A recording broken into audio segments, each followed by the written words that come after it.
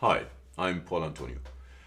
So if you're a left-hander and you're learning Copperplate script and you are struggling, or if you're a left-hander and you know Copperplate script and you find the letters a little bit difficult to write, I want to hear from you. So I love teaching left-handers. I'm right-handed, but I can write with my left hand, not as well as I can write with my right hand. But when I teach left-handers, I demonstrate with my left hand so that we try to understand what is the best possible position for them to write. Over the years, I've had a few students point out what some of the intrinsic problems are with Copperplate script and writing with your left hand. So I sat down and decided to really have a go at this script. Now, I spoke about this a couple of months ago, and I formulated a script out of English Roundhand. So these aren't letters that I invented. These are letters that exist in the historical record. They are contemporaries of letters which became Copperplate script. So they are historical letter forms. And what I did was I looked at the structure of the script and the issues left-handers have, which is principally pushing up on a hairline. And I pulled letters from the English Roundhand families of scripts and looked at the letters which are pulled downwards. Now, I'm just going to run through a monoline exemplar that I've created because I want you to see what I've done. And if you're interested, I'm happy to send this to you.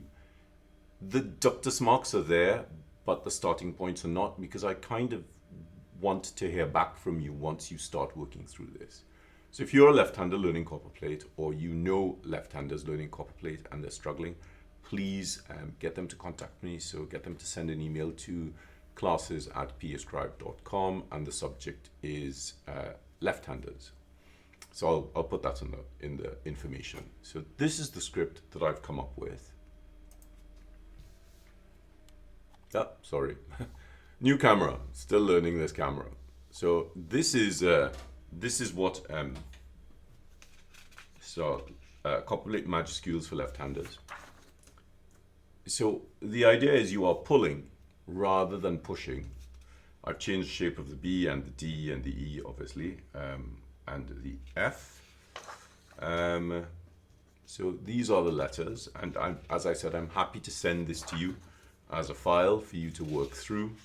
And at the end of it, there are some grids for you to print off. You can either write directly onto the grids, or you can write.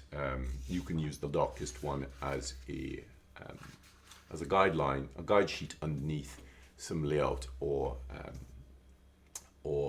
marker pad paper. Now, the handouts are produced in A4 and US letter size, so you'll get both of them. The idea here is for you to test this.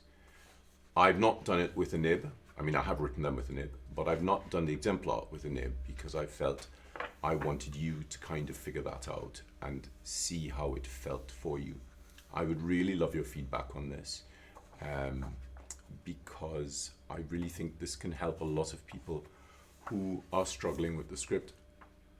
I'm not just guessing at this. I've given this to left-handers in the PAScribe community, and they have absolutely loved it.